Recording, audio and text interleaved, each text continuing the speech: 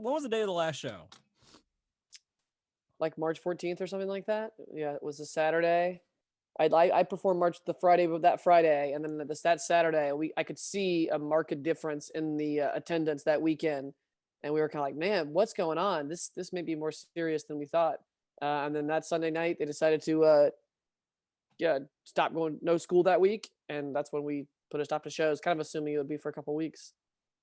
You said the other day in our company meeting that on that last show, you had like this gut feeling that you felt something was coming and something was off. Can you explain that feeling?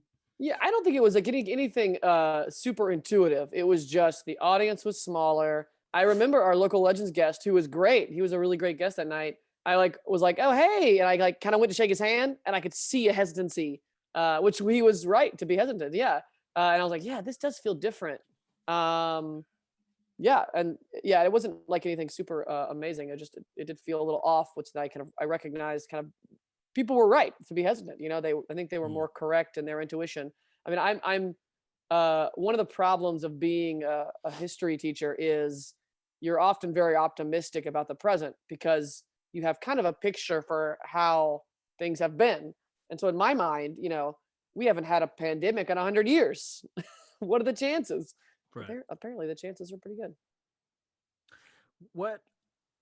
So we shut down, and it was pretty quick. It was like within the next week, you had already emailed the whole entire staff and everything. That Sunday night, I believe, I emailed everyone and said, let's do all, because we had rehearsals. We probably had rehearsals on Sunday, if I had to guess.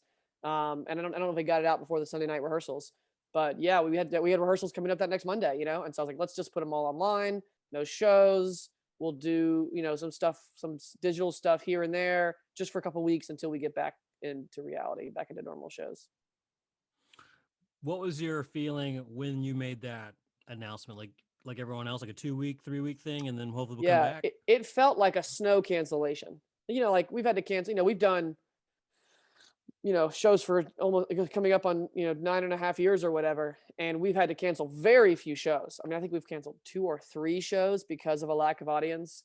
And we've had to cancel, I think 1 show because of flooding, and maybe 2 or 3 shows because of snow. It felt like that, just like a weather, like, oh, we'll do this, we'll shift. And I was even thinking like, okay, we'll shift these shows to here. And we kind of had a plan of how we're going to move the shows that were already on the plan to the next couple weeks. Yeah. Yeah. That was plan 1.0. Which seems so silly now. So 1.0, you're right. Like we all expected maybe like a couple of weeks and then we'd get back to it and then everything was hunky-dory in the world. Right. But now 2.0 hits, right? Like, so now your feeling is okay. Maybe by summertime, I think, right? Like when the weather gets a little bit warmer. Yeah, I think once we realized it wasn't going to be just 2 weeks or so, that would have been like late March. We said, okay, let's actually set a plan up for online. So let's run a Zoom meeting with all our coaches and make sure they feel comfortable running Zoom rehearsals, giving them kind of suggestions for how we've been doing it, how I had taken a couple rehearsals and stuff with different people that I knew doing improv and kind of learned how to do it best. Let's set up a system for Saturday drop-in improv scenes. Let's set up a Friday night jam where people can play. And that'll kind of take us, at least the next month or maybe a month or 2 max, just so we have a system in place, keep the machine running. That way, when we get back into normal shows, we're all still fresh and can jump back into it, by late May, maybe at the latest, is what I was thinking at the time. That was 2.0. That was 2.0. So now the next phase was it late summer or early fall? You just like... In the end of May, we had our first digital State of the Theater address. Mm-hmm. We actually had a digital State of the Theater address in March, but it was only as a replacement for a meeting that had already been scheduled. Ben and I actually sat in my living room and just did a kind of a review of the last season and the plan for next season, kind of with the plan for it to end. That was 1.0. Right. And then I did the first kind of State of the Theater address, kind of COVID edition. It was the end of May. And it was essentially saying like, man, this is gonna last at least another month, and the best we can hope for maybe is by the end of the summer to be able to get back if cases, trend downwards, is like the end of May. That was 3.0 of like, let's just continue this for a couple more months. Like here's essentially roughly, we have the ability to pay the rents we have, but roughly the ability to pay the staff that we have, essentially through the summer. And let's just make that the plan. And that was the first, and that was also late May where we laid out here's what coming back will look like. It won't be totally normal. It'll be limited audiences. Every other row is spaced out 6 feet, grouping people together. It'll take out the first couple rows. Audiences, staff will definitely be wearing masks. I don't believe we had nailed down audiences wearing masks at that point because it wasn't mandatory in the city at that point. That was one of the big negotiating points, trying to figure out all ticketing online. I bought a bunch of hand sanitizer and a bunch of masks. And that was kind You of were the that plan. guy that stocked up on it. Well, it was in May, so I wasn't that early. I was pretty late to the game. I remember reaching out to Chris Tadara, who owns a pizza place in Greenville. I was like, where do you get a gallon of sanitizer? He's like, let me tell you. And so that was late May. Late May was 3.0, which was let's return, but in a COVID world, in like a month or two. That was 3.0, the hopes that we would get back in the late summer under kind of COVID restrictions. And then it was after that, it was the next phase where it's like, let's just go ahead and shut it down for That's right. After July 4th, if you remember that huge spike after the holidays, because there was a lot of hope that the summer would decrease things because you're outside more, it's more humid, which just literally means droplets are bigger and they don't go as far, and that we would see cases go way down in the summer. That was one of the hopes.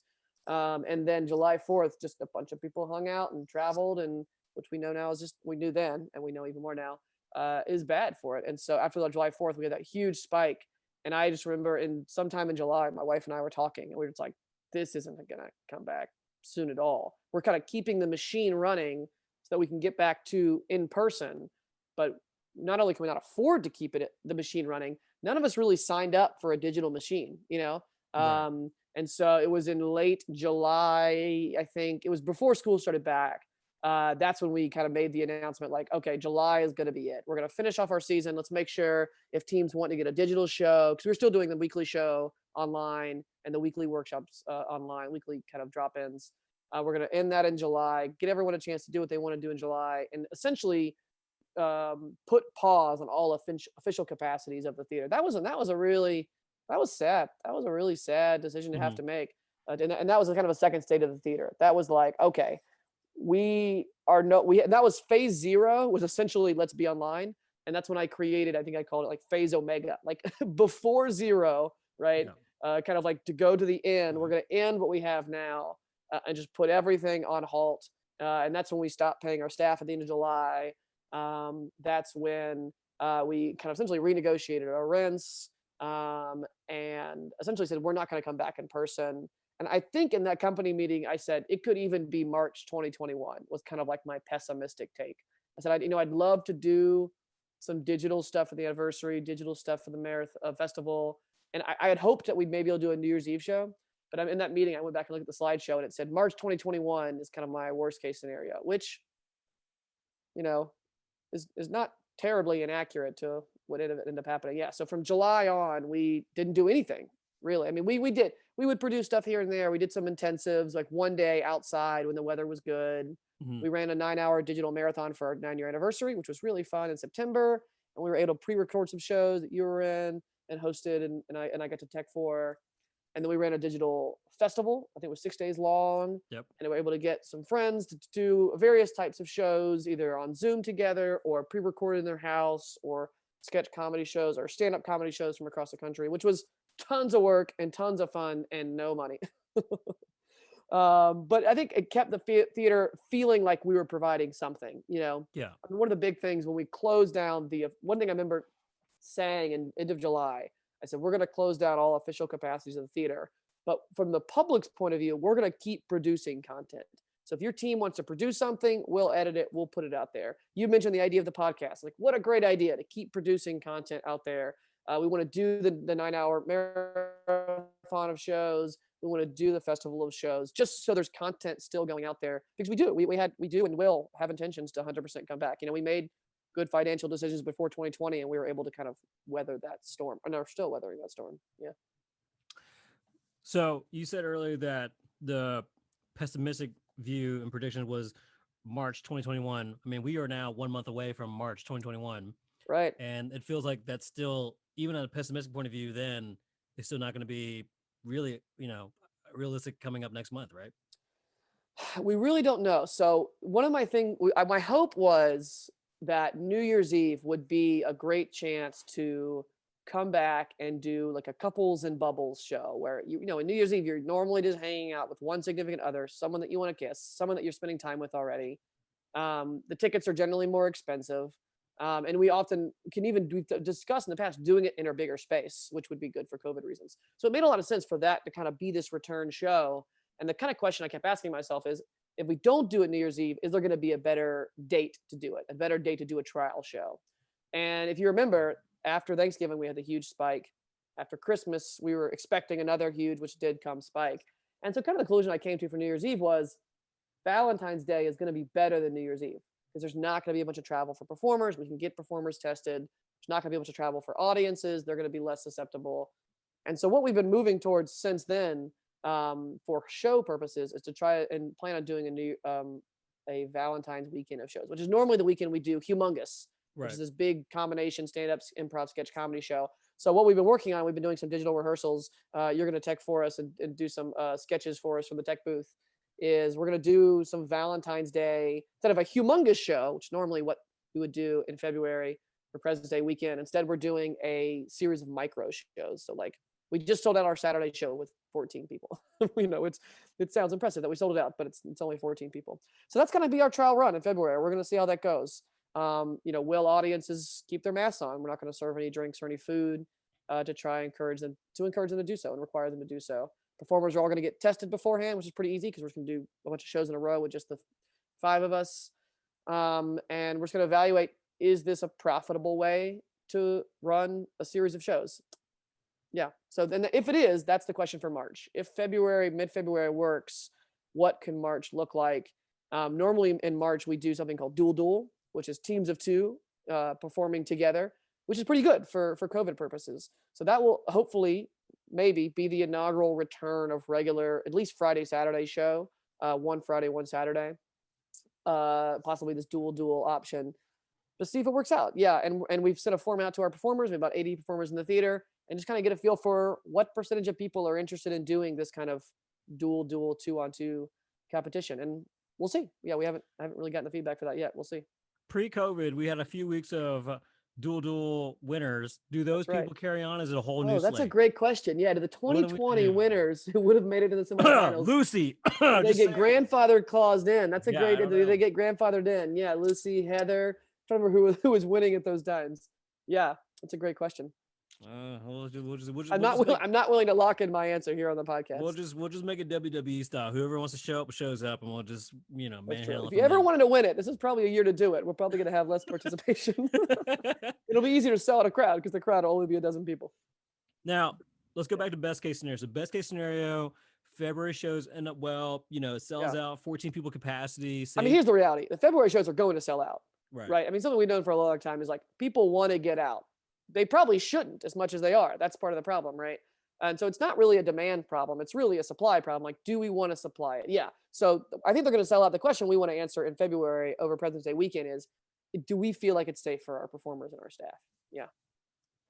And so, like you said, there's going to be a 5-person capacity on stage wise. That's right. Everyone gets tested. Everyone hopefully comes back clean and that kind of stuff, and they can, do well and all that and be responsible, really. That's right. And then obviously, if I'm myself in the tech, I'm just by myself. I'm just up there, kind of hovering everyone, and I'm safe and all that. Mm-hmm. So that's best case scenario. So let's say best case scenario, everything works out well through the weekend. Next week coming up, the weekend you're saying the President's Day and Valentine's Day weekend. Mm-hmm. What is March and April's predictions, and if everything goes well? Yeah, I mean, I'm really hoping. Again, I'm the eternal optimist. I'm hoping that weekend feels great, and we learn stuff of how we can produce some what I'm calling micro shows, these kind of tiny shows. And so if that is the plan, then we'll take the interested players who have a bubble partner. I mean, there's lots of improvisers in the theater who live with other improvisers or married to other improvisers or already are very close friends who are kind of within the bubble of other improvisers. And so if we have enough interest, which I expect that we probably will, of people who want to perform, then we'll set up probably, maybe early March, mid-March, a shortened version of our dual competition, 2-on-2, where it's just, you're just doing an improv scene with one other person. And when you're not on stage, you put your mask back on, limited capacity audience, things like that.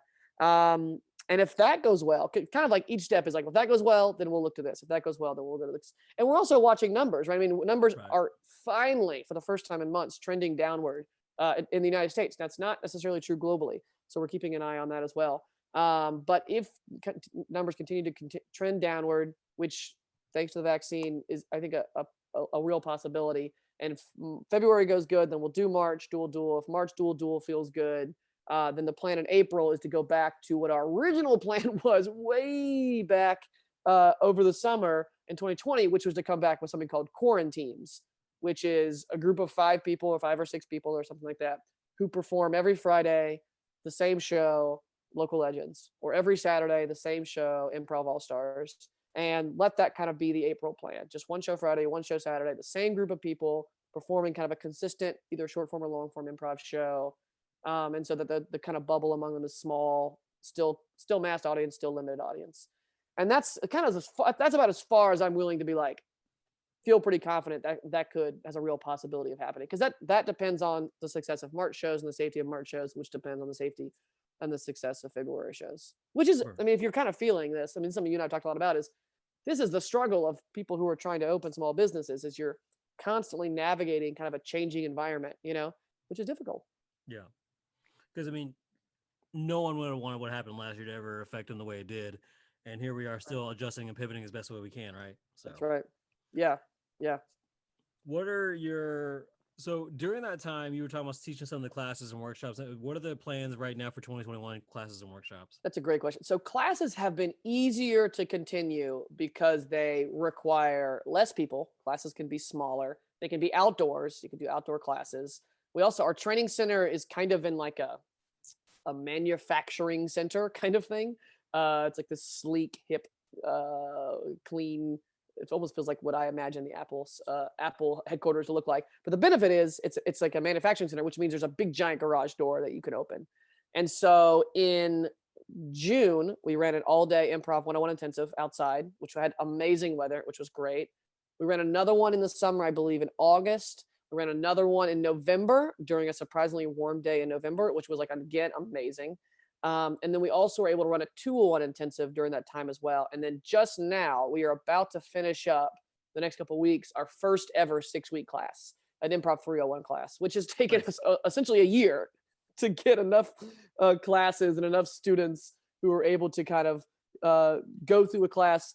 Because we had a couple students, and we really pressed people being cautious. They were all, they were masked, and we were outside. The instructors, which were mostly me. The other benefit of classes is I can do most of it solo, so I don't have to feel like I'm pressuring someone else to take risks. I've done a lot of co-teaching with people, which has been great, just so I'm not the only voice. And we've been able to run, so a handful of 101s, a 201, and we're about to finish up our first 301. And so something I'm really optimistic about is next month, at the end of February, actually, or beginning of February, we're going to hopefully be able to run an Improv 401 class, which is the end of our core curriculum, which is huge. It's very exciting that we were able, over a year, finally get some students through our program. Because that's a huge part of our culture in our theater, like bringing in new folks, is like a part of like each new season, we bring in new people, even though this next season, if we're able to have one, it won't be a normal season. Bringing in new people and having new faces, I think, is such a huge part of that. Yeah. So yeah, I'm really hopeful about that. We're going to run our 501 after that, which will probably have some company members take that class, because not everyone takes that class initially. It's kind of more of an advanced class. And then we're also running our annual Improv 601 class, because it's usually a smaller class anyways. We cap it at 6 people, and that's going to be able to be on Sunday afternoons outside as well. So our right now, our training center is looking semi-normal, because we've been able to kind of build up to a time period where we teach a lot of classes. We relied heavily on intensives, mask, and our giant open air garage door, which has been great. Yeah, so I'm super excited about it. And we also don't teach a lot of classes in the summer anyways, and so there's not a lot that we have to build up to. And really the hope is that by August we can get back to pretty typical 6-week classes. Part of the fun for me when I was taking classes back 9 years ago, I think it's when I started taking classes summer 2012, is not just the 2.5 hour classes you're doing with your fellow students and so on and get to know you guys, but going out to like Wild Wings or going out to like a random bar afterwards was always like just a fun thing. Now, how have you guys, has there anything been done as far as classroom hours goes? Yeah. So that's probably been the 2 things our students have really missed out on. The intensive students have gotten office hours because they happen at lunch during the all-day intensive. But our regular either 201 intensive or 301 class, or 301 class, 6-week class, didn't get that because it's at nighttime, which means it's cold at night, and it's just more difficult to safely do it at night because people generally want to go inside. So we haven't done any office hours. We have had some students get together outside the class and go to parks and do improv together, which has been really great. If you don't know, Cancer Survivor Park in Greenville has got some great little tiny theater spaces outdoors. So our 301 class has been doing that, which is like super encouraging. That's something that happened pre-COVID in like a normal real world. People would get together in their classes and practice together. But that's something that we're hoping to get back to when it warms back up, is to be able to do some office hours outside for classes, which is something I'm super excited about. The 401 and 501 classes feeling more normal for our students. Yeah. Also, during the Thursday before our public Valentine's Day shows, that Thursday before, we're running a student showcase, which is the first student showcase we've run in a year for our 301 students. They've taken now 3 levels and never had a student showcase. This will be their very first student showcase, which is so exciting. That's super exciting for them to get a feel for it. There's so much in class. Sometimes someone will ask a question. I'm like, oh, it's a great question. You'll see when you ever do a show, or if you ever see a show. And then some of them are getting to see the humongous weekend of Valentine's shows as well. So they get to see improv and do improv in the same weekend, which is just going to give them a much more normal educational experience for improv, which is great. What do you say to the same students that have been?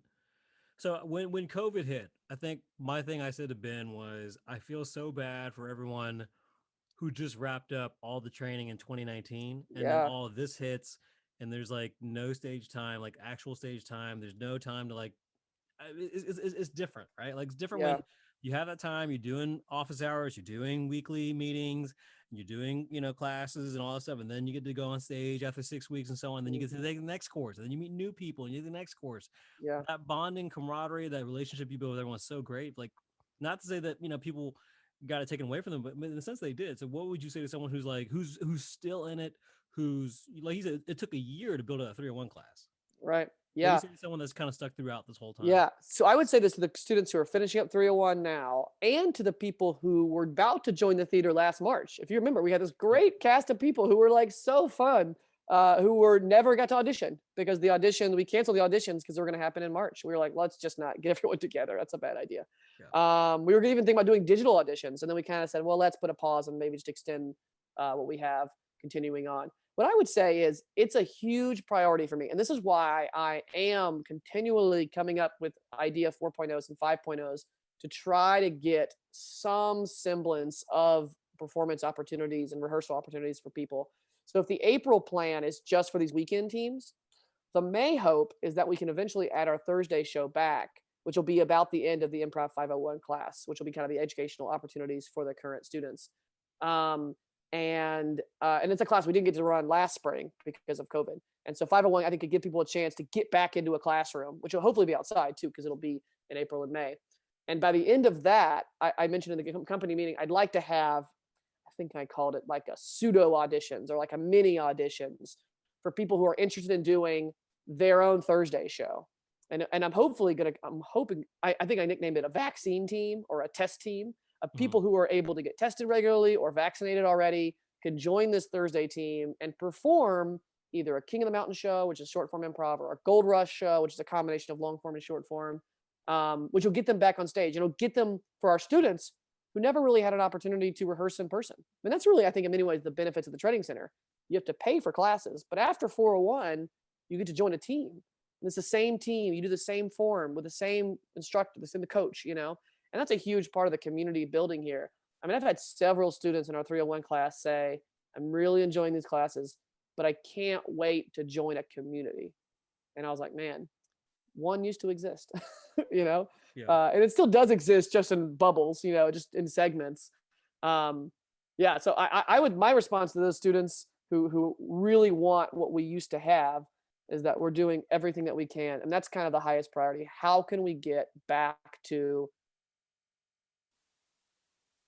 3 shows, at least a show each night, which allows everyone an opportunity to either join a weekly performing team, a vaccination team, a testing team, or I even coined the phrase like a self-quarantine, where if me and Andrew and Chris and Jen, the 4 of us want to do a show, but just one, because we're not yet ready to get committed to every week, then we can just step in and replace those weekly shows one time, And that's one of the biggest things that we've tried to do with the leadership discussing is and I've been a huge shout out to our currently on hiatus artistic director, Lindsay Heyman, who took over at the moment of COVID, to our executive producer, Althea Carter, and to our educational director, Nicole McAdden, who've just been super helpful. Every month we meet on Zoom to talk about what's the next 0.0 look like? What can we do? And like, I'm so thankful for them for being able to like bear every new idea that I have, Yeah. and their feedback has been invaluable. And one of the biggest conclusions we've come to is let's try to, like, almost like a deck of cards. Let's spread out all the opportunities people have to perform and give them weekly opportunities, monthly opportunities, one-time opportunities, month-long opportunities, as much as we can offer, because people are going to have different health, different vaccine times, and different financial time. I mean, some people are working extra jobs to pay for jobs that they've lost, Yeah, I was gonna say, like, I mean, lifestyles have changed definitely in the last year. So Right. no one expected this, no one wanted this, and all of a sudden, it's not just like if I can't perform, because of this reason, there's just like a whole another reason people have now to add on to their plate. That's So, exactly right. Yeah. um, I guess my biggest question for you would be, uh, what do you want overall to? What is the closest thing to get this back to a norm for you? Mm. Something that's always been important to me is that when the public goes to our social media pages or to our website, that there's something there, whether it's a digital show or an upcoming marathon or an upcoming festival, whether they were all digital, or now the Valentine's show, which has been on there for about a month, that there always seem like there's something that they could connect to. But they haven't been regular. They've always been next month, check out this thing.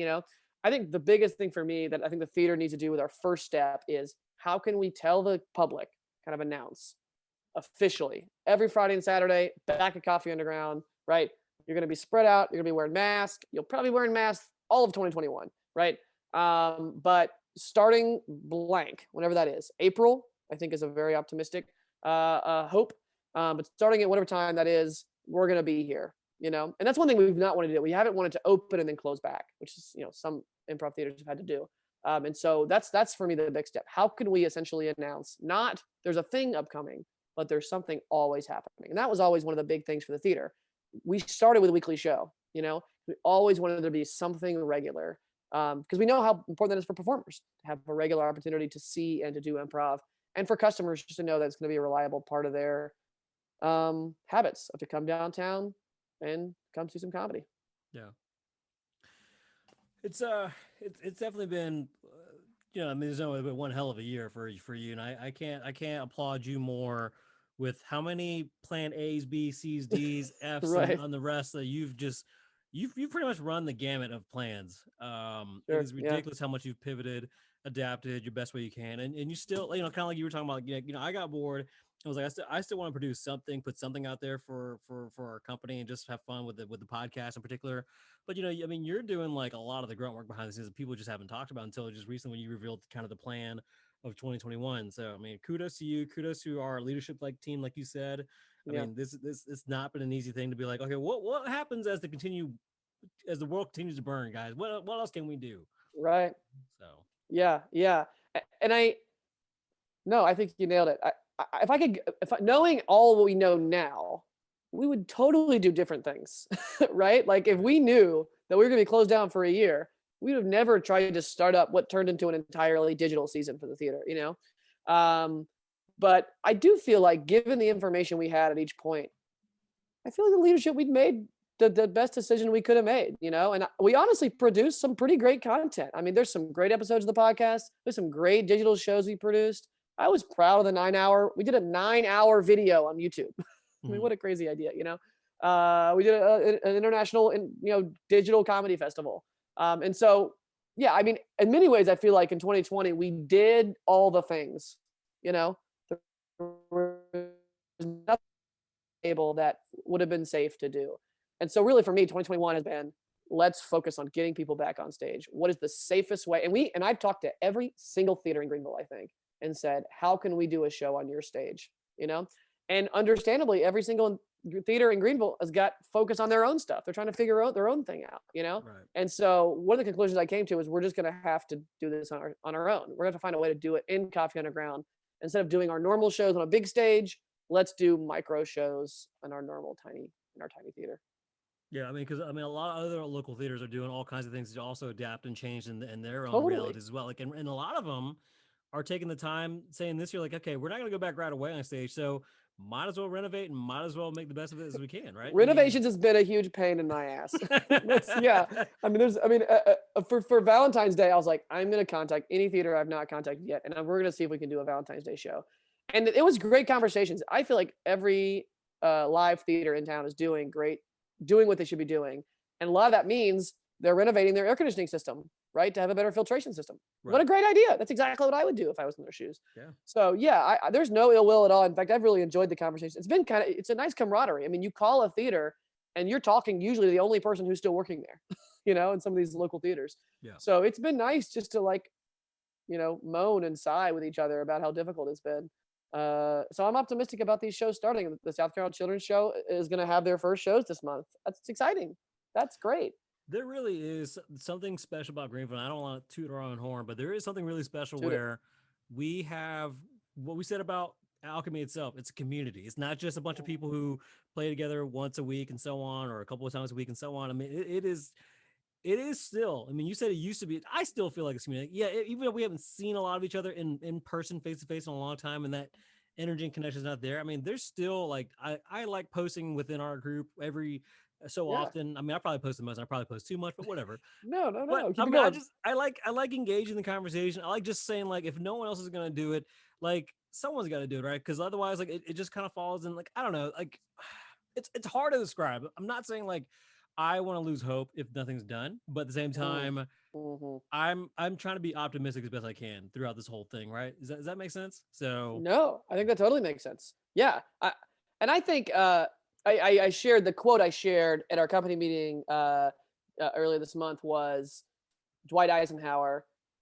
Plans are worthless, but planning is everything. Some version of that, and that's totally how I feel. All these plans we've made, we had to throw them in the trash. But every plan we made, we learned something. Every time we filmed a couple of shows in the theater for our digital shows. We learned how to get in that space. What can we not do? I mean, one of the things we learned is it's really hard to do shows right after each other because you got to get people in, you got to get people out, you got to get people not to loiter.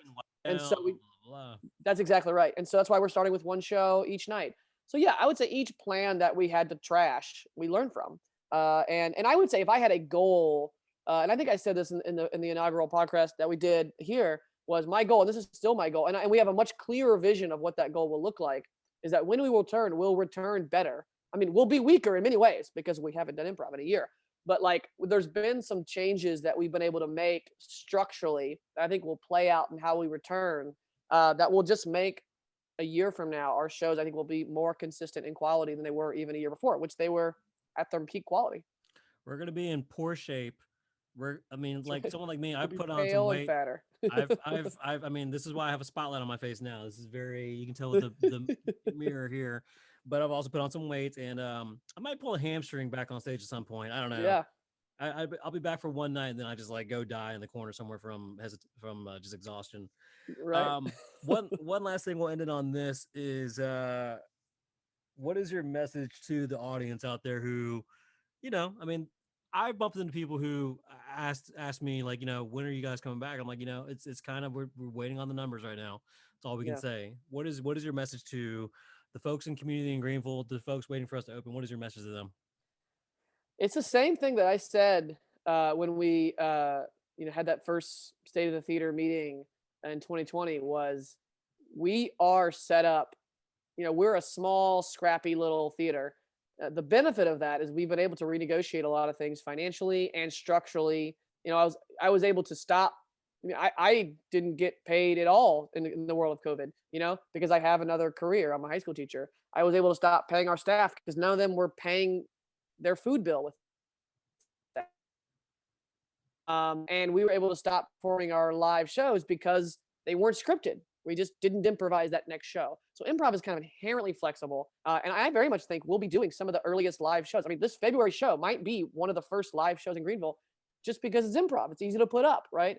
And so we're ready to roll. I mean, we've got tons of talent, tons of excited people who are just waiting to make sure we take care of each other while we do it. And we're working hard to make sure that happens. So plug that weekend show. I know you said one date's already been sold out. Yeah, so it's Valentine's / President's Day weekend. And so the shows open to the public is Friday, February 12th. There are a couple tickets left for that. Saturday, February 13th is already sold out. And Sunday, which is actually Valentine's Day / I guess President's Day may technically be the next day, the 14th. So 12th, 13th, and 14th is the first kind of comeback of shows. It's our humongous Valentine's Day weekend. There are no shows scheduled for after that. Like those are the only shows that are on the calendar right now. We're not going to do any more shows in February. But depending on how that goes, we're hoping to get some regular shows in the spring. So what is the lineup of those shows? It's very simple. If you've seen our humongous shows in the past, which if you haven't, go to our YouTube page. I just posted the very first one on there. You can watch it. It's usually got a little bit of stand-up or improvised stand-up up top. I'm going to do some improvised stand-up based on the presidents because, that's who I am. And then we've got some favorite improv games maybe you've seen on our stage, like Line, and New Spring Lineup and things like that. And then we've got some sketches rewritten, some of them for COVID, some of them not for COVID, some of them kind of about current times, some of them just silly and fun. And then we're going to end the show as we normally do for our humongous show that we usually do every February. We're going to get someone to tell stories. We're probably going to interview some audience members. It's Valentine's Day weekend, so we might just ask which couples, been together the longest or something like that. Get their story and do some improv comedy inspired by it. We've got an awesome cast, a stacked cast to do it. I'm super stoked about it. It's going to be, the rehearsals are on Zoom and they're really funny, which I think bodes well for how much fun the live show is going to be. Awesome. So we are, like I said, we're hoping that that's going to be a good weekend as far as comedy goes. We return back on stage at Coffee Underground. After that, we're just kind of going with the numbers. We're kind of going with the waiting game at this point, right? So that's right. Yeah. What can we do safely? Which now that we've concluded we're going to do them small, it makes it a lot easier to be able to come back than to trying to start with a bigger show. For more information on that, go to alchemycomedy.com. Check out our Facebook for posts about that as well. Any other resources? I know there's Instagram, there's Twitter and so on, but any of the resources as far as those go? We're on the socials, which if you may have noticed, our socials have gotten a lot less cool and a lot less hip because I had to lay off our cool social media executive producer. So it's just me. And so, check out Facebook, check out Instagram, check out Twitter. That's got information. And we've also, our YouTube page has tons of content because that's mostly where we've been putting a lot of our digital content. Our 9th anniversary, 9-hour marathons there. Our New South Comedy Festival is there with performers from across the country and even overseas. There's just tons of content and soon to be content live on the Alchemy Comedy Theater stage. And awesome. Classes. We got classes coming up as well. So check those out, alchemycomedy.com/classes. Awesome. And check out also some other past episodes of the Alchemy Comedy Podcast. We've had great interviews with folks who have been part of the theater, who are in the theater currently, and just future shows coming up. Check that out as well. Give us a like, subscribe, anything in between Apple, iTunes, Google Play, iHeartRadio, Spotify. We're on all the things, even Amazon Echo. We're on those as well. So check those out. This has been Andrew Van with the creator, owner of Alchemy Comedy, Harrison Brookie. And hopefully, like I said, back in a few weeks, we will have some good live shows, and this will be the start of us back on stage. Awesome. Thanks, Andrew.